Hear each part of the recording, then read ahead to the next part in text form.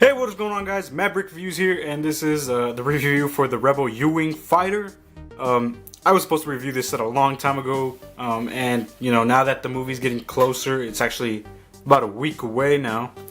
I decided to actually finish off this review and also Director Krennic's Shuttle. I think that's what this set's called.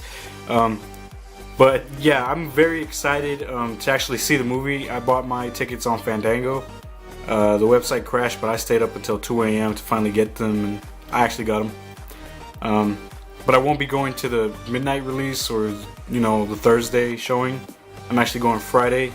That way I won't have to stay late and go back to work the following day really tired. So I did a little planning on that. But this ship, I actually already have it built. This ship is fantastic. Outside the box. I actually very like the design of it. Oops, sorry. I very much like the design of it. The minifigure selection on this set is very good. Of course, you get the movie main character Jyn Erso, Cassian Andor, Andor, a U-Wing pilot, a rebel trooper, and Bistan. I think he's supposed to be the little space monkey guy. I don't know why they gave him the longer legs. They could have given him the short ones. But I mean, I guess that's alright. You can always just change the legs out if you have some olive green short legs. Here is the back of the box. So of course you get spring-loaded shooters. The windshield or the cockpit piece can be opened up. These wings are actually very interesting, and now that some of the TV spots and trailers have come out, you can actually see the way it actually moves and opens up, as you can see right here. And then of course, you can open up the doors. So anyways, let's actually get into the review now, instead of talking about the box. Let's get into it. So yeah, and here we are with the final product. It looks very nice, as you can already see. Blue and yellow are ships colors I haven't really seen on Star Wars ships. I may be not thinking of any right now, but I honestly haven't seen many that have white, blue, and yellow. I might be wrong, but I really don't know right now. So it looks very nice. But of course, let's get into the minifigures. I'm gonna set this aside for right now. Let's start off with Jyn Erso.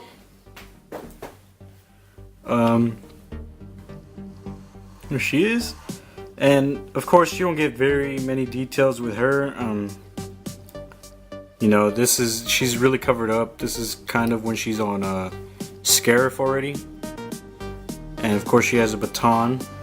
Kind of looks like that electric baton weapon that the First Order Stormtrooper had. She does have detail on her torso. I'm gonna take her head off, but here's her first face. And then the double-sided, so she's angry on this side.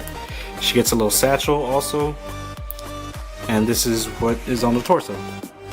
So she would have detail if she didn't have the poncho piece, and then that's the back side. So I was actually wrong. She does have a couple details on her, but they're not much you can notice without the actual poncho being on her. It's actually very difficult to get on. You have the satchel and everything on her, yeah.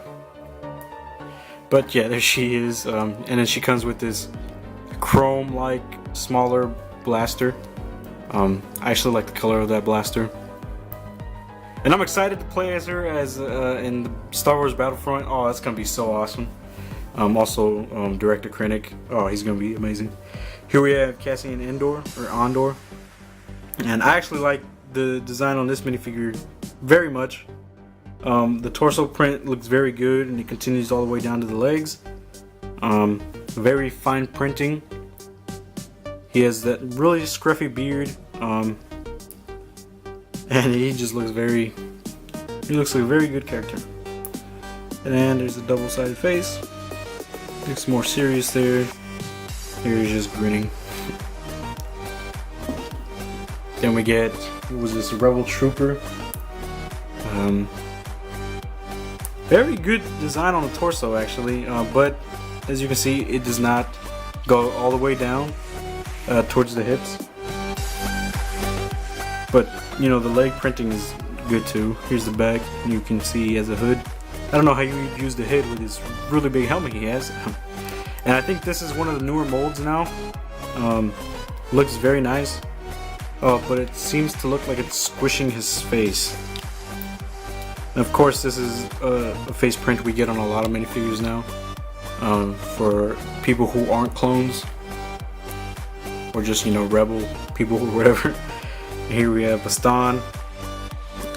He is a little bald from the top. You can see his hair is thinning. That's pretty funny.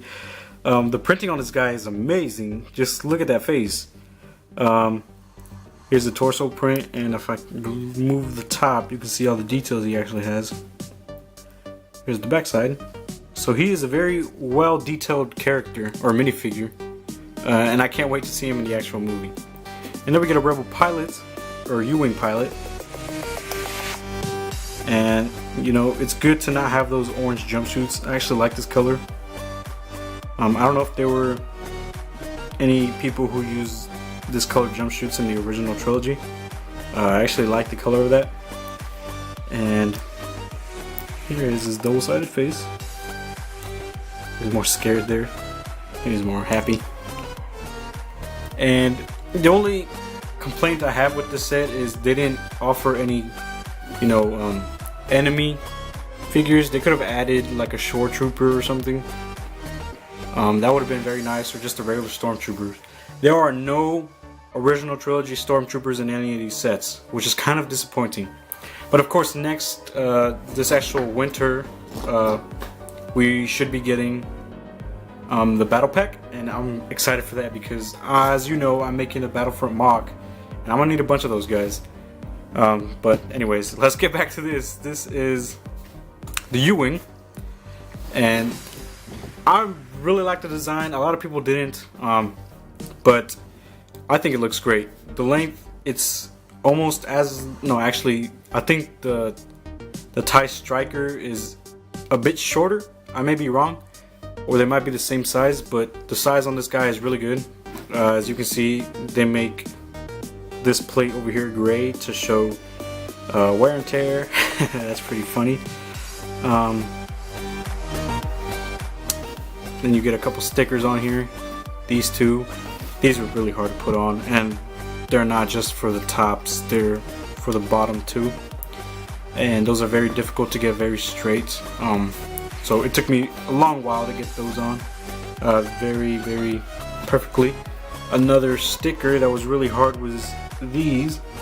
So I want to get them straight. These were pretty simple.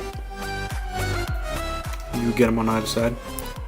But let me show you how the wings open up. So they are held together pretty well, and I think Lego secretly did put this piece here just so when you try to open them, you can put your thumb there and push off of it, and you can see that there is a ball joint right here, and it has this specific, oops, I just shot one of the spring-loaded shooters, but it has this piece right here, and then when you swing it back, it also has a ball joint right here, and the same piece but in black over here. And you just push it in place. You'll sometimes hear it click, or you'll just know that it'll be pushed on there. And it just gives it a whole different look. That doesn't even look like the U-Wing anymore. It just looks like a different ship. So I very much like that. It kind of looks like an X-Wing.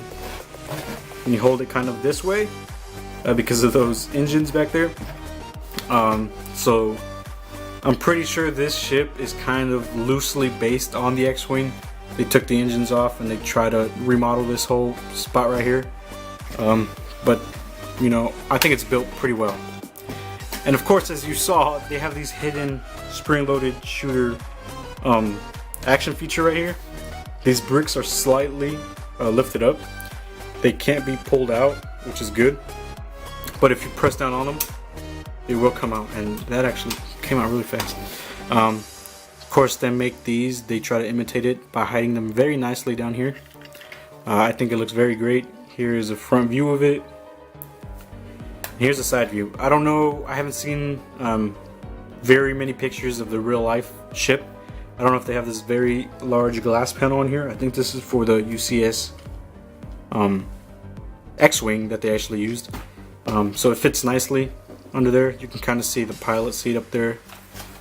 They use these two things right here. If you press on them, it's just so it can be easier to lift this up. And they don't have any studs in there. They have the little peg, so you can just lean them all the way back.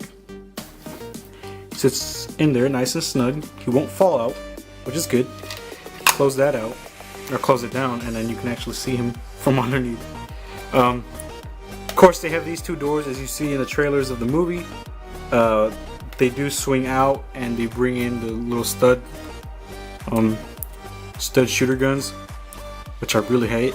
But you can pull them out, and you can actually stand a minifigure on here. Like Baston, you kind of see him use it,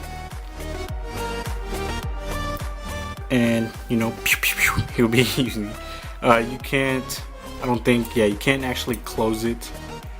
I mean, maybe you can if you take the gun off from his hand, but you know, I just like to have nobody in there and close them out. But you know, it was a pretty cool feature that they added, you know, having these stud shooters down here. There's not much room in there. Let me open the other side of the door so you can see. Maybe shine some more light in there if I can open it up. Yeah, not much space. You know, you could probably fit a minifigure back there, but you would have to sit him down.